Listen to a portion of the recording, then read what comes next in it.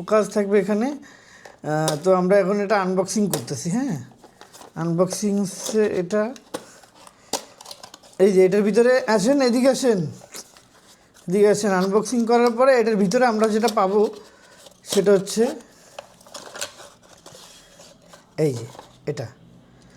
এটা হচ্ছে কি আপনারা, এটা হেভি মেটাল, এটা অনেক ভালো একটা কোম্পানি, টেলসন কোম্পানির। এবং এটা আপনারা যদি মোটরসাইকেলে ইনস্টল করেন তো এটা কীভাবে করবেন, এটা এখানে ঘোরায় এটা এইভাবে রেখে দেন মোটরসাইকেলের হ্যান্ডেলের মধ্যে রেখে দেন আপনারা এটা সোজা করে এখানে আপনার যে ক্রিয়েটর কম্বো আছে যে পকেট থ্রির, ওইটা এখানে বসাই দিবেন, দিয়ে এটা এইভাবে রাখবেন।